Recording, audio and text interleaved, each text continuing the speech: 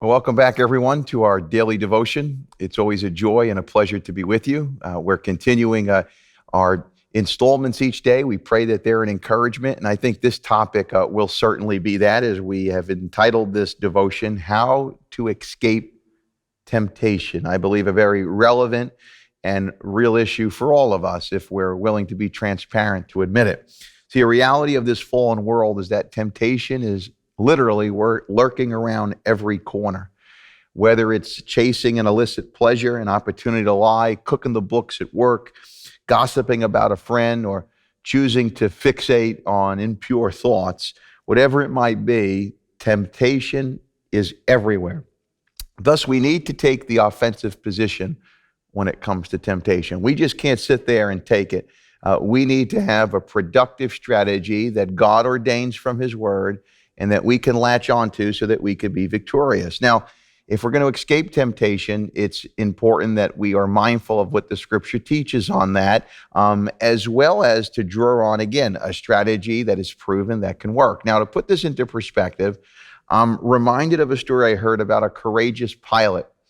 U.S. Air Force pilot Scott O'Grady in the late 1990s was shot down over Bosnia, and he was trying to evade capture from the enemy. It wasn't until rescue helicopters came and found him that he was able to be taken out of there. But in order to get to those rescue helicopters, he had to crawl through some really rough terrain as well as evade the enemy from capturing him. You could say that there was absolutely nothing easy about his rescue or his escape. Now, when it comes to escaping temptation, we shouldn't expect the route to be easy either. It's going to be hard. It's going to be difficult. God is faithful in that He'll provide a way of escape, but like O'Grady, it might be very tough for you and I to find that escape. It doesn't mean we quit. It doesn't mean we give in our case, to temptation. We just keep crawling and scratching so that we could get away from it. Now look what it says in 1 Corinthians chapter 10, verse 13. No temptation has overtaken you that is not common to man. God is faithful, and He will not let you be tempted beyond your ability. But with the temptation, He will also provide a way of escape that you may be able to endure it. I'm sure thankful for that verse.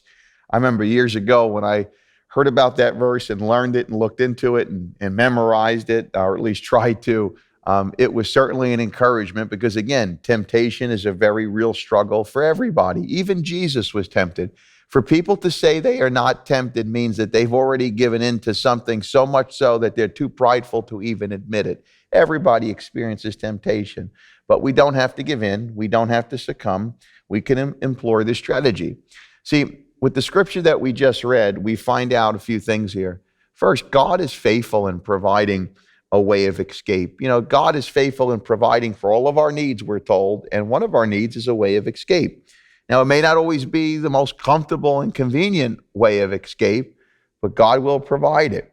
You know, I've heard lots of stories about people making big time decisions that even impacted them financially, with their career, with relationships, because they needed to make a move because God was providing an escape, but it required them to kind of make some important choices that weren't very convenient, very popular, but it put them out of the temptation.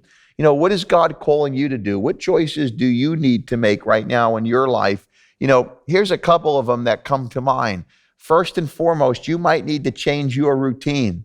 That means going to bed earlier. That means maybe waking up earlier. Just changing your sleep pattern, your routine, will give the enemy less of an opportunity to get at you because it's usually late at night. It's usually when we're alone that we are more susceptible to the solicitations of the enemy. So that might be uncomfortable. You might have to make some changes that you don't like. No, I'm not a morning person. I like to stay up late. Whatever it might be, you might need to look at that schedule and say, okay, what's more important? Me, you know, gratifying how I like to live and stay up late and all this type of stuff, or defeating temptation. It might be that. Another area we have down here is eating better. Now you might say, what in the world does eating have to do with temptation? A lot of things. I can personally attest that when I'm winning the battle of the refrigerator and the cupboards. It helps me to win other battles as it pertains to temptation. Obviously, you include fasting in that. When you and I are fasting regularly, once a week perhaps, just depending on the Lord and focusing on Him more, it does provide, without question, a strength that we cannot manufacture on our own. And so just eating better. There's certain foods that really make us lazy, make us lethargic, make us more susceptible to letting our guard down. There's foods that you could eat that without even realizing it, you become undisciplined. I'm not going to name any, but there are certain sweets that I know I start eating those and all of a sudden the wheels come off and I want to eat other garbage. I think the same thing is true with temptation, and I think this connects to temptation. So we want to eat better. We want to be healthier in that area. How about cable subscriptions, channels? And obviously, we're moving more and more in our technology to a stream-based provider for in-home entertainment. But whether it is a cable subscription or a stream subscription, you might need to make some adjustments there as well. I heard just the other day about a guy, he was spending lots of money on things he shouldn't be in terms of streaming services that he was connected to, things that were leading to impure actions. Well, you can't expect to live a pure life if you're feeding your heart and your mind with garbage. Garbage in, garbage out, as the old saying goes. And so maybe it's a subscription that needs to be canceled. Social media activity. Social media has terrific purposes. There are people who reconnect with long-lost family members, people who find transplant donors, people who find help in crises in their life. Obviously, getting the message of Christ out there. All wonderful, wonderful reasons to be on social media and to share things. But there's also the other side, the flip side to all of that, and what it does and how controlling it could be, and how ultimately we could succumb to that, and all of the other things that are on there that we don't want our eyes to see and our ears to see. And it's not just children, it's grown-ups as well. And then also just our time online. We need to monitor that, friends, and even your job. I heard about a guy who was experiencing a lot of temptation from a very attractive woman on the job. She was a secretary in another department. But she made it her business to have her schedule coincide with his time and time again, whether it was on a break, whether it was some type of training that was going on. She found a way for their paths to cross. And the guy loved the attention. He loved the fact that this, considered a very beautiful woman was giving him the time of day.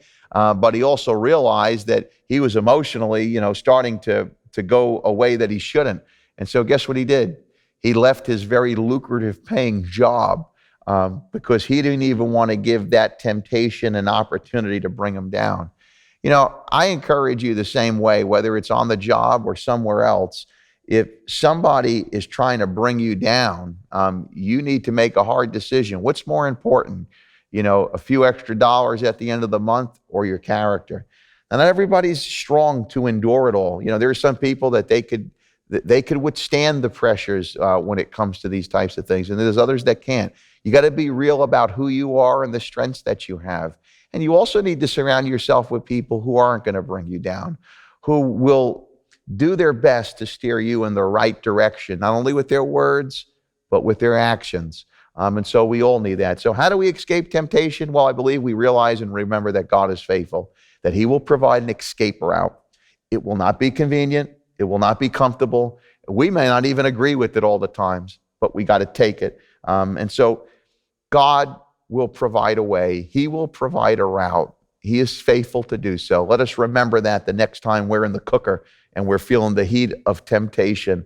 Look for that way out. The same way that God protected Shadrach, Meshach, and Abednego when they were in the fiery furnace is the same way that God will protect you when you're in the furnace of temptation. May God bless you.